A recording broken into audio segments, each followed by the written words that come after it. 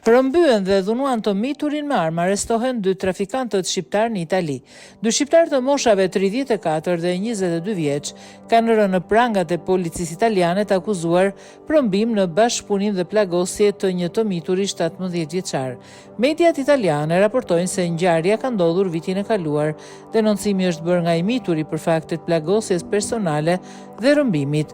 Fal dëshmive të mbledhura, shikimi i imazheve dhe sistemi i mbikëqyrjes video dhe aktiviteteve e përgjimit të telefonit ishte mundur të konstatojë që viktima, një student i ri, ishte papritmas i ndalur ndërsa ishte në një rrugë sekondare nga 2 individ me origjinë shqiptare. Synimi i tyre ishte në fakt të bënin të miturin të rrëfente se i kishte dëmtuar makinën dhe kishte vjedhur pak kokainë që mbahej brenda automjetit.